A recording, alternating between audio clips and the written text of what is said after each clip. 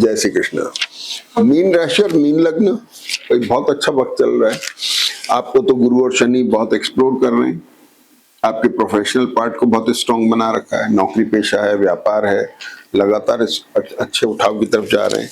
जो लोग अपना एस्टेब्लिशमेंट संभालते हैं, जैसे व्यापार में दुकान है, शोरूम है या ऑफिस है, जो लोग होल्ड करते हैं, उनके लिए बहुत अच्छा वक्त है।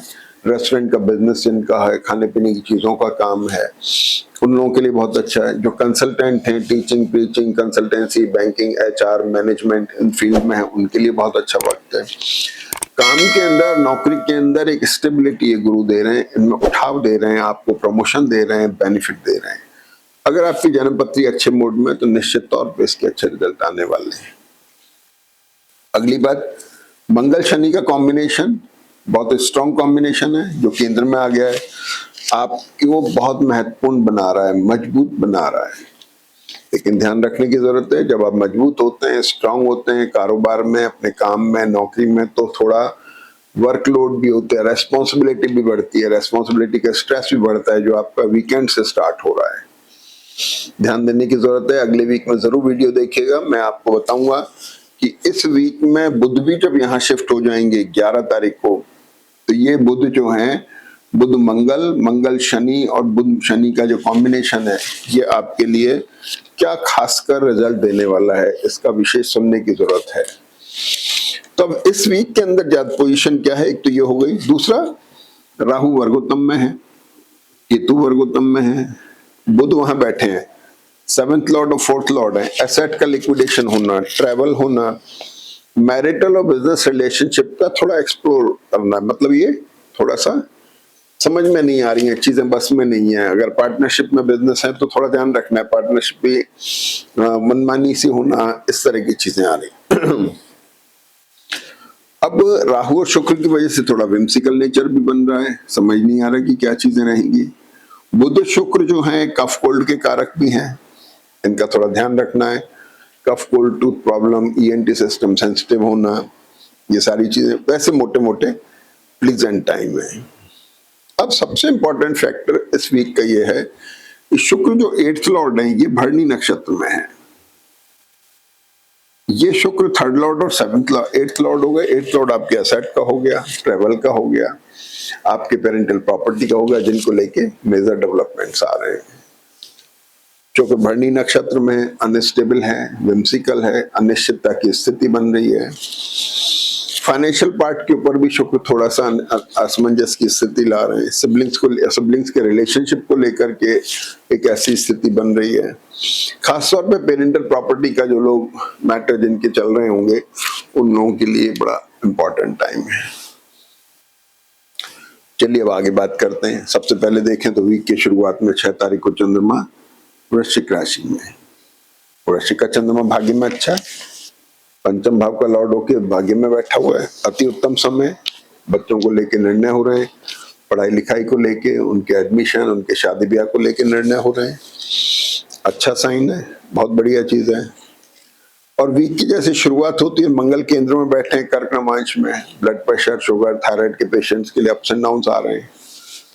दूसरी बात यह है कि शुक्र जो है, बुध भी वृषभ नवांश में, तो स्पाउस की हेल्थ हो गई, उसका थोड़ा सा ध्यान रखने की जरूरत है। तो आपको नेक्स्ट वीडियो जरूर देखनी है, क्योंकि आपके स्पाउस की हेल्थ इफेक्ट कर रही है, मैरिटल बिजनेस रिलेशनशिप इफेक्ट कर रहे हैं, नौकरी कर रही है, ये सब स्ट्रेसफुल हो जाएंगे जैसे ही मंगल और शनि थोड़े क्लोज आएंगे।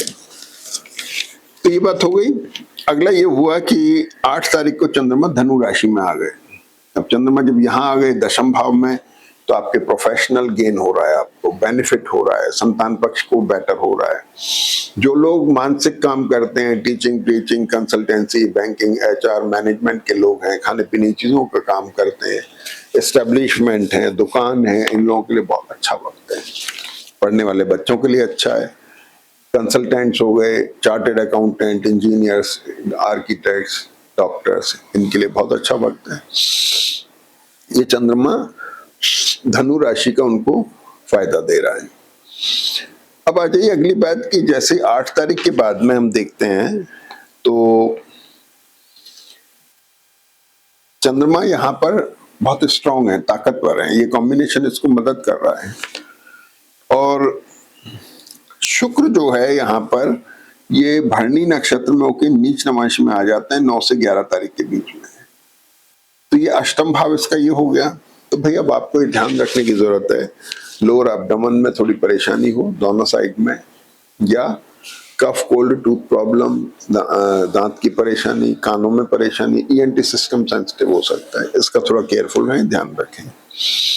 पेरेंटल एसेट को लेकर के कुछ ऐसी चीजें आ सकती हैं। सिबलिंग्स की हेल्थ का विशेष ध्यान रखने की जरूरत है, किसी तरह की उनको परेशानी हो सकती है, उनको लेके थोड़ा कंसर्न दिखाई दे रही है। और इसके बाद में फिर हम देखते हैं कि चंद्रमा 10 तारीख को वर्गोत्तम में है। ये देखें चंद्रमा धनु राशि में वर्गोत्तम में 11/28 से 18/4 तक ये वर्गोत्तम में हो गए। इस समय को आप इस्तेमाल कर सकते हैं कोई नए बिजनेस टाई-अप्स में, मीटिंग्स में, कुछ नई शुरुआत में, कुछ एडवांसेस वगैरह देके बाइंग करनी हो, उनके लिए बहुत अच्छा वक्त है। और 10 तारीख को फिर चंद्रमा मकर राशि में आ जाते हैं। यहाँ पे इंपॉर्टेंट फैक्टर क्या होता है कि चंद्रमा की दृष्टि पंचम भाव पे है, जो मानसिक काम करने वालों के लिए बड़ा इंपॉर्टेंट है, और संतान पक्ष के लिए लिए गए निर्णयों में बड़ा इंपॉर्टेंट है, पढ़ने वालों के लिए बड़ा इंपॉर्टेंट है। चंद्रमा यहाँ बड़े इंपॉर्टेंट है। और आप देखेंगे तो चंद्रमा और शनि से 12th हाउस आपका एक्सप्लोरिंग हो गया।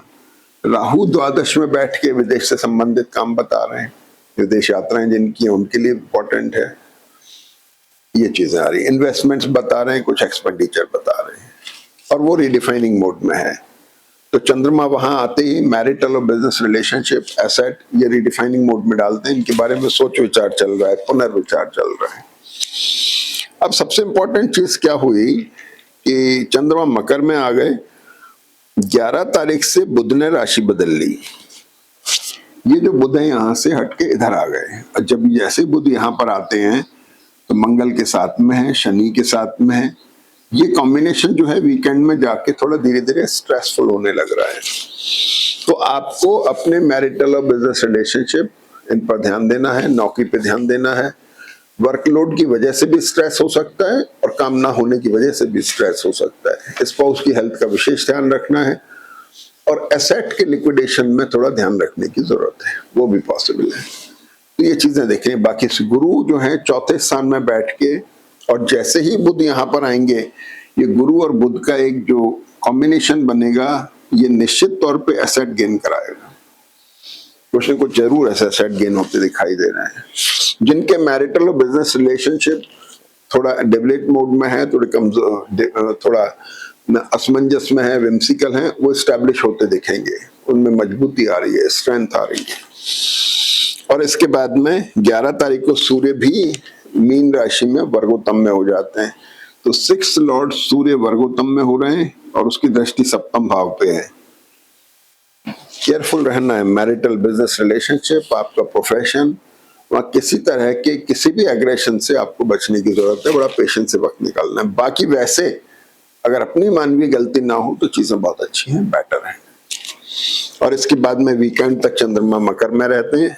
और अब देखिए कि अगले वीक में मंगल बुध, मंगल शनि और बुध शनि, ये कॉम्बिनेशंस के बारे में मैं आपको बताऊंगा, जो उसको आप ध्यान से सुनिएगा, जो आपके लिए बड़ा महत्वपूर्ण है।